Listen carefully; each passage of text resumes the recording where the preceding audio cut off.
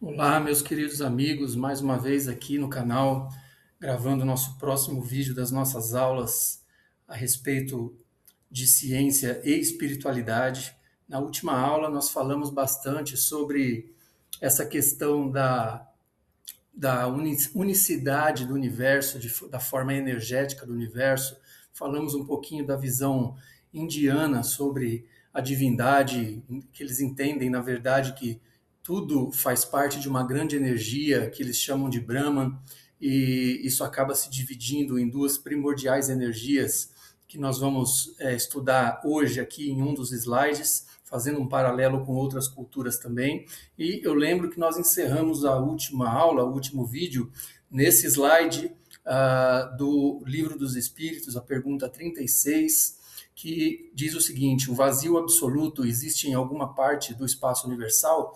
E a resposta dos espíritos foi: não, nada é vazio. O que te parece vazio está ocupado por uma matéria que escapa aos teus sentidos e instrumentos. Então, isso mais ou menos confirmando que o que hoje vem se revelando na astrofísica como matéria escura, como uma matéria ainda não identificável, não visível pelos nossos instrumentos atuais, já é um conhecimento que a espiritualidade vem tentando nos passar paulatinamente desde o século XIX, com a revelação de conhecimentos que hoje vem se apresentando como científicos, né? Então, nós vamos continuar aqui fazendo um paralelo também com o que diz a Bíblia, e por que não? Né? É um livro também considerado sagrado, que traz uma série de conhecimentos que precisam ser interpretados, mas se a gente for fazer um paralelo com a linguagem daquela época, nós vamos achar em Efésios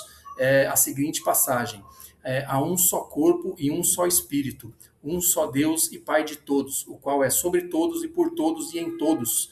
Então, isso me parece aí uma declaração explícita de unidade espiritual e existencial como energia do universo, né? Então, você também tem uma passagem de Atos dos Apóstolos dizendo que, pois nele vivemos, nos movemos e existimos, como disseram alguns dos poetas, porque dele também somos geração. Paulo aí expressa uma visão profundamente relacional e integrada da existência. Então a gente vai podendo fazer um paralelo com essas culturas antigas, com os livros considerados sagrados, e trazendo para o nosso estudo essa comparação. É interessante observar que em todas as culturas muito se fala em trindades, né? Na Índia, voltando aqui para a cultura indiana, você tem Brahman como uma grande energia, como que seria o deus indiano, Brahman, que se subdividiria em Shiva e Shakti, né? Como uma energia feminina e uma energia masculina, não como dois opostos, mas como complementares, uma energia de complementaridade. Né? Da mesma forma, na China, essa energia primordial é chamada de Qi, que se subdivide em Yin e Yang, né? Muito conhecido aí das pessoas que trabalham com a acupuntura, com as terapias orientais, a energia do Yin e Yang, também como masculino e feminino, que não só masculino e feminino, mas alto e baixo, quente e frio, opostos que se complementam e não se opõem. E na cultura cristã, você tem o Pai, o Filho, o Espírito Santo, por que não dizer, né, que refletem também uma unidade nos aspectos divinos da tradição cristã, né, mais uma vez a Trindade. E como é que a gente poderia trazer esse conhecimento para uma trindade científica?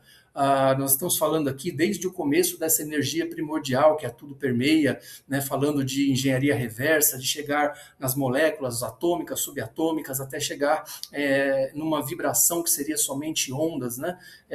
Por que não falar nessa energia como vamos dizer assim, esse Deus primordial, que se subdividiria também nas duas primeiras manifestações da matéria, que seria o próton e o elétron, né? Ilustrando componentes fundamentais e essenciais do universo na ciência moderna.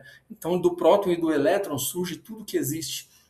no mundo em termos materiais. Então, essa curiosidade a respeito da Trindade é interessante porque de diversas culturas você pode extrair esse conhecimento e fazer um paralelo com a ciência também em relação a isso. Aliás, é o foco do nosso trabalho aqui, do nosso estudo, fazer essa ligação entre ciência e espiritualidade, né?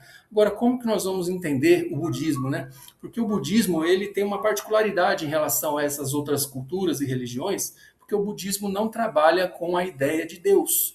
Ele não vai falar em nenhum dos seus ensinamentos, nenhum dos seus escritos sobre Deus. E por que ele não fala isso? Será que eles são ateus? Será que os budistas não acreditam em Deus? Né? Não tem nada disso. Na verdade, a ideia é que o budismo se considera no ser humano, ele se concentra no ser humano, na verdade.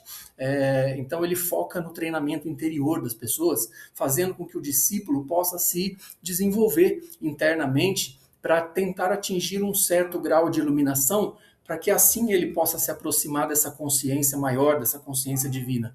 Então é como se o budismo considerasse meio que uma perda de tempo, vamos dizer assim, ficar focando nessa entidade criadora de bilhões e trilhões de galáxias e deixar o interno meio que de escanteio. Então ele diz assim, nós estamos num planeta tão pequeno frente ao tamanho do universo que, na verdade, se você focar em você, você vai estar fazendo um treinamento interior que vai permitir que você tenha um conhecimento muito, muito melhor baseado dessa natureza divina do que se você focar nessa figura externa. Então é isso mais ou menos que trabalha o budismo, através da meditação como a principal ferramenta de treinamento interior, né? Então essa é uma curiosidade em relação aos ensinamentos budistas aí. O principal motivo, vamos dizer assim, por que eles focam no interior? Bom, se a gente for estudar um pouquinho de astronomia, astrofísica, a gente vai se deparar com um universo infinitamente grande, né? Isso faz até um paralelo com o livro Tao Te Ching, né, de Lao Tzu, que no primeiro poema, dos 88 poemas que tem no livro, ele vai dizer, olha, em outras palavras, né, ele vai dizer... qualquer tentativa de desenhar a figura do Criador, né, de você fizer uma tentativa de criar uma figura, padronizar uma figura do Criador do Universo, certamente vai estar errada, porque nós estamos aqui numa limitação intelectual e espiritual muito grande, não temos condições de entender isso direito, né? Então, o universo contendo trilhões de galáxias, cada uma composta por bilhões de estrelas, planetas e corpos celestes, a humanidade Terra não tem condições de compreensão da figura da criação. Então, para o budismo, o treinamento interior é um caminho para melhorar essa compreensão. Então, não é que eles são ateus, que eles não acreditam em Deus, eles só acreditam que vale mais a pena treinar o interior de cada um, fazer esse treinamento para chegar mais perto dessa realidade. Tá bom?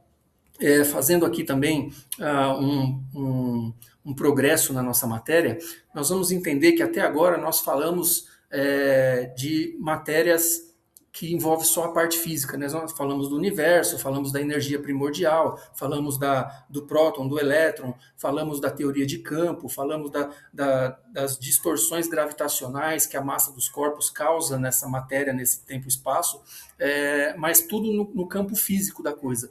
Mas será que a matéria ela existe só no campo físico? Eu acabei de falar aqui sobre a questão da matéria escura, né? Eu lembro que eu mencionei no vídeo passado sobre como é que a gente poderia explicar as cidades astrais, toda aquela estrutura bem organizada que a gente lê nos livros psicografados de Chico Xavier, de Valdo Franco, dos grandes médiuns aí brasileiros, né? Do que é feita aquela matéria, pessoas lá trabalhando, né? Aqueles transporte levando as pessoas para lá e para cá, prédios, plantas, pessoas plantando, mexendo com a terra, água, grama. Que matéria é essa se ela não é visível aos nossos olhos, né? Então é interessante a gente notar e entrar mais nesse campo que a matéria ela pode existir não só no estado físico como algo tangível, concreto e observável, mas também nós podemos catalogar essa matéria em nível mental. A nossa mente interpreta a matéria e cria ideias e conceitos sobre o que percebemos ao nosso redor. Então, eu também lembro que eu disse aqui sobre energia mental, que a gente, quando tem esse conhecimento, gera uma certa responsabilidade sobre aquilo que nós pensamos e emitimos mental e emocionalmente também. Direcionamos isso para situações, para determinadas pessoas. Quando nós fazemos uma oração, por exemplo, direcionamos essa intenção para uma determinada pessoa, é essa energia mental que está sendo direcionada. E não deixa de ser uma energia também que pode ser estudada também cientificamente, né? Então, essa é a divisão em nível mental e emocional também, já que a transmissão dessa energia mental, ela fica muito mais robusta quando ela é permeada de energia emocional. Às vezes a força do pensamento nossa não é tão forte, né? E ela se esvai rapidinho, mas se a gente coloca emoção naquilo que a gente faz, fica muito mais forte, mais interessante a formação dessas formas mentais e emocionais ao nosso redor. Eu tenho um conceito de magia, que eu li uma vez um conceito de magia, foi o melhor conceito de magia que eu já li nos livros.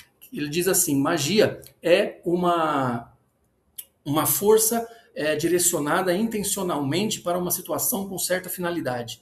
Então você precisa ter uma força direcionada para uma situação e precisa ter uma intenção com uma finalidade. Então aí aqui a gente percebe que a magia mental pode ser feita também, e para isso aí existem escolas de magia, de graus de magias mentais que trabalham dentro desse nível também. Então aqui o interessante, importante é entender que a matéria ela também pode ser dividida em nível mental e emocional, além do nível espiritual da matéria, né? Que é a matéria espiritual em si, a expressão do universo, a conexão com as energias das dimensões sutis, certo?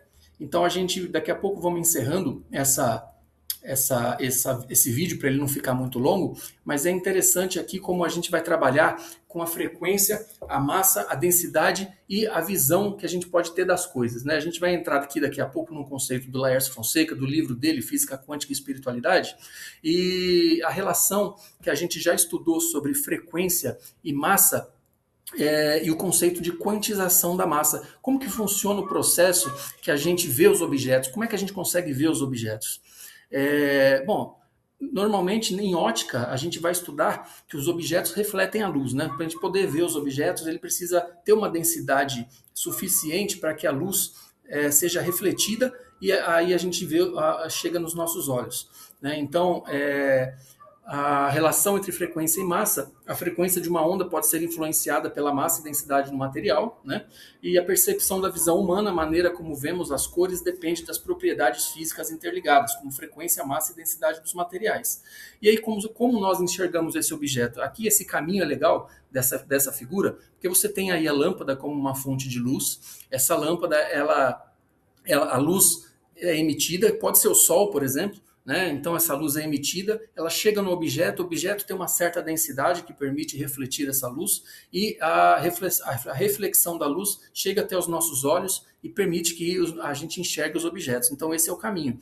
Agora, se a gente tiver qualquer tipo de interrupção nesse caminho, ou se não tiver fonte de luz, ou um breu total, ou se tiver um anteparo ali no caminho dessa luz que não chega no objeto, ou não chega nos nossos olhos, ou se a pessoa tiver uma deficiência visual, qualquer impedimento nesse caminho impede que a gente veja os objetos. Agora, e se esse objeto não tiver uma densidade suficiente para refletir a luz? Aí que é interessante a gente estudar essa parte da energia espiritual e da quantização da massa, porque cada tipo de massa quantizada é correspondente a uma quantidade de densidade. Então, se a densidade for muito baixa, a luz simplesmente atravessa esse objeto e a gente não vai ver, porque o objeto não refletiu a luz, não fez esse caminho que está aí na figura. Então, é uma teoria possível de se levar em consideração para aqueles objetos espirituais que a gente estuda, essa matéria espiritual. Por que a gente não vê as coisas espirituais? Por que a gente não vê as energias? Por que a gente não vê os chakras? Por que a gente não vê a aura? Não seria simplesmente porque eles estão vibrando numa densidade correspondente a uma massa que não permite a reflexão da luz? Então, isso é interessantíssimo de entender e de aprofundar. Aí, para encerrar a nossa aula de hoje, a gente vai falar desse livro aí do Laércio, Física Quântica e Espiritualidade.